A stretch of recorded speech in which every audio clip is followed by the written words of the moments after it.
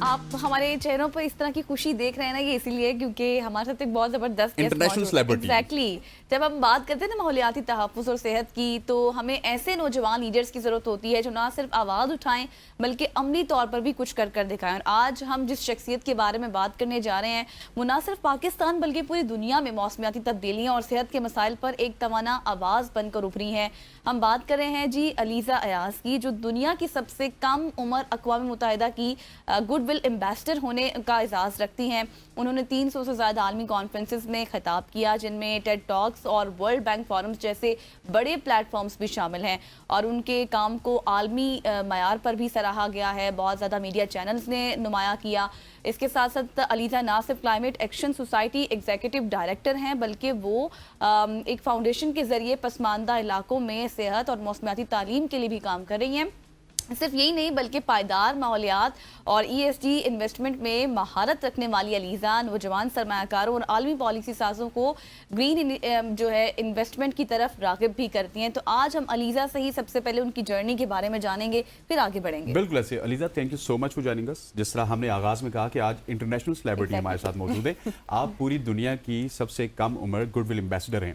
میں سب سے پہلے چاہوں گا کہ ہم ماحولیاتی تبدیلیوں سے پہلے آپ کے سفر کے حوالے سے بات کریں. تعلق آپ کا کراچی سے ہے اور آپ کس طرح سے کم عمری میں اتنی بڑی جگہ پہ پہنچی؟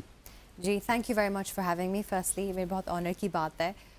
جہاں تک میری جرنی ہے، میں پاکستان کو فل کریڈٹ ضرور دینا چاہوں گی اور اپنے پیرنٹس کو. میں نے اپنی ایجوکیشن خاص طور پہ اے لیولز کراچی ہی سے کی ہے، اور وہاں پہ جو اپرچونیٹیز تھیں، چاہے وہ کریکولم کی کوالٹی ہو، چاہے وہ میری ٹیچرز ہوں، تو ایک جینوئن انٹرسٹ پیدا ہوا جیوگرافی کے خاص طور پہ حوالے سے، سائنس کے حوالے سے.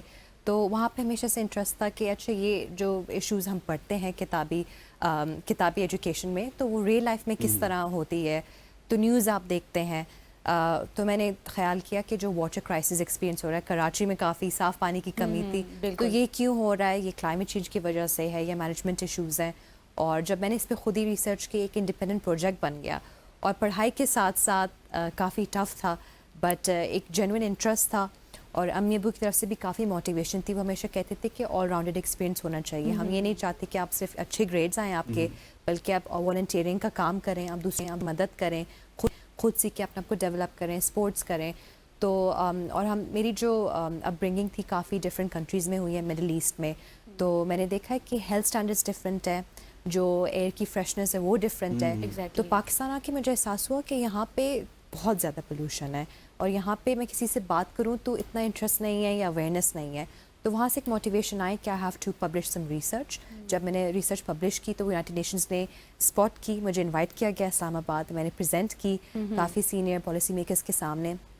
پھر وہاں سے مجھے انویٹیشن ملی کہ میں گڈ ول ایمبیسڈر ایکٹ کروں، خاص طور پہ کلائمیٹ کے لیے. زبردست. علیزہ ایگزیکٹلی جس طرح سے آپ نے بتایا نا، بہت پھر آپ کو عالمی معیار پر بھی اتنی زیادہ پذیرائی ملی، جس طرح سے آپ آگے بڑھتی رہی. ہماری وش ہے کہ آپ اس طرح مزید آگے بھی بڑھیں. یہ بتائیے گا کہ climate change is a major issue in Pakistan. Lack of rainfall ہے، بیماریاں بہت زیادہ بڑھ رہی ہیں. کیا سمجھتی ہیں، what do you think, what are the reasons behind it, اور ہم کس طرح سے اوور کم کر سکتے ہیں اس ساری صورتحال کو؟ It's a good question. I think Pakistan ایک ایسی کنٹری ہے جو کہ ٹاپ 10 لسٹ میں ہے. کنٹریبیوٹ بہت کم کرتی ہے، but it's one of the top 10 countries جس کو سب سے زیادہ افیکٹ ہوگا کانسیکوینسز کلائمیٹ چینج کے. اور یہ صرف گاؤں میں نہیں بلکہ ولیجز کے علاوہ سٹیز میں بھی ہوگا. لاہور، اسلام آباد، کراچی میں ابھی بھی دیکھ رہے ہیں کہ جو رین فال ہے اس کے پیٹرن چینج ہو گئے ہیں. کبھی بہت زیادہ ہوتی ہے، کبھی بالکل نہیں ہوتی. تو آپ کی ہر طرح کی انڈسٹری افیکٹ ہو رہی ہے، چاہے وہ آپ کی فیشن اینڈ ٹیکسٹائلز ہو یا ایگریکلچر ہو. تو اور اس کے علاوہ اگر آپ ہیلتھ کی طرف دیکھیں تو ریسپیریٹری ڈیزیز کافی بڑھ رہے ہیں. کلائمیٹ چینج کی وجہ سے ٹیمپریچر اوپر نیچے ہوتا ہے، ہیٹ ویوز ہوتی ہیں، ڈراؤٹس ہوتے ہیں. تو لوگوں کی جو مینٹل ہیلتھ ہے وہ بھی افیکٹ ہوتی ہے، خاص طور پہ ہماری جو وومن ہیں. کیونکہ اگر آپ ولیجز پہ دیکھیں ان کا ایک سسٹم ڈفرینٹ ہے. یہ نہیں کہ مرد از اے بریڈ ونر. جو عورت ہوتی ہے وہ کھانا بھی بنا رہی ہے، وہ پانی بھی لے کے آ رہی ہے ویل سے، بچوں کا بھی خیال رکھ رہی ہے. جب اس کی کھانا کم پڑ رہا ہے یا وہ بیمار زیادہ ہو رہی ہے، بچے زیادہ بیمار ہو رہے ہیں، اور انہیں یہ پتہ نہیں ہے کلائمیٹ چینج کی وجہ سے جب ٹیمپریچر بڑھتا ہے تو جو ڈیزیز کا اسپریڈ ہے وہ بڑھتا ہے. ملیریا جیسے بیماریاں بڑھتی ہیں کیونکہ انہیں وہ انوائرمنٹ ملتی ہے ان ماسکیٹوز کے وہ اسپریڈ کریں. تو یہ جب کنڈیشنز کریٹ ہو رہے ہیں، یہ اسپریڈ ہو رہے ہیں، تو اس کی ایجوکیشن اویئرنیس بہت ضروری ہے. اچھا، right now we are suffering from this. Last 4 months Islamabad میں، کراچی میں، لاہور میں کوئی بارش نہیں ہوئی اور بیماریاں بھی بڑھ رہی ہیں. अच्छा, एक तो रीजंस के हवाले से बताइएगा कि क्लाइमेट चेंज रीजन क्यों है कि हम टॉप 10 कंट्रीज में आते हैं, और दूसरा किस तरह से हम इसको ओवरकम कर सकते हैं या फिर कम कर सकते हैं? I think the main reason is Pakistan में सबसे पहले तो मैं ये पॉइंट करूँगी कि दो प्रेशर है। यही प्रेशर नहीं है कि आपको अपनी इमिशंस कम करनी है, फॉसिल फ्यूल कम करने, एक वो एंगल आ गई, बट दूसरी एंगल ये है कि पाकिस्तान को और ममालिक को बताना है कि हम सफ़र कर रहे हैं आपकी गलतियों की वजह से, आप हमें हेल्प करें, सपोर्ट करें, रिसर्च के ज़रिए, टेक्नोलॉजी के ज़रिए, पैसों के ज़रिए। तो डबल प्रेशर है पाकिस्तान में, और पाकिस्तान जैसे मुल्क में जहाँ पे ऑलरेडी काफ़ी और प्रॉब्लम्स हैं, इकोनॉमिक इंफ्रास्ट्रक्चर हमारा वीक है, हेल्थ इंफ्रास्ट्रक्चर वीक है, तो ये एक एडिशनल प्रॉब्लम ऑनेस्टली हमें एक बहुत यूनिक एक्सट्रीम प्रॉब्लम में प्लेस करती है। जो रीज़न्स है क्लाइमेट चेंज के, पाकिस्तान में इटसेल्फ आपने सबसे जो बिगेस्ट पोल्यूशन कॉज है वो हमारे व्हीकल और ट्रांसपोर्ट इंडस्ट्री है। अनफॉर्चुनेटली हर घर में 3-4 गाड़ियाँ हैं, और अगर एक भी गाड़ी है वो रोज़ाना निकली होती है, हर काम के लिए 10 बार निकल रही है। और हमारी फैशन इंडस्ट्री बहुत कंट्रीब्यूट करती है, हमारी ओवर कंजम्पशन बहुत है। पाकिस्तानी फ़ैशन मुझे बहुत पसंद है, बट उसके जो इफ़ेक्ट है कार्बन फुटप्रिंट में अनफॉर्चुनेटली वो काफ़ी ज़्यादा है। और मैं सारे पाकिस्तानी डिज़ाइनर्स को इंकरेज करूँगी कि वो सस्टेनेबल फ़ैशन की तरफ आए, ताकि उनका ग्लोबल प्लेटफॉर्म में उनकी और रिकग्निशन मिले, और वो फ़ैशन के साथ साथ इन चीज़ों का भी ख्याल रखें, अपने इन्वायरमेंट का। अलीज़ा, लास्ट में मुझे ये बताइएगा कि आप समझती हैं कि जिस तरह से अभी आपने अवेयरनेस के हवाले से बात की, कोई कैंपेन्स होनी चाहिए जिससे अवेयरनेस दी जाए लोगों को क्लाइमेट चेंज के हवाले से?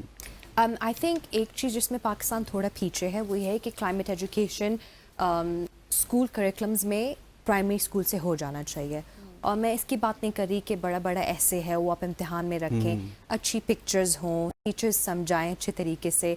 एक कॉन्सेप्ट को जब आप छोटी तरह ब्रेक डाउन करेंगे, समझाएंगे, तो बच्चों को शुरू से समझ आएगा कि ये प्रॉब्लम सिर्फ साइंटिस्ट की नहीं है, सिर्फ सियासतदानों की नहीं है, बल्कि हमारे भी कनेक्शन है। जब हम बड़े होंगे, हम जिस दुनिया में रहेंगे और माहौल में रहेंगे, तो वहाँ पे हम कौन सी चीज़ को कंट्रोल कर सकते हैं और बचा सकते हैं।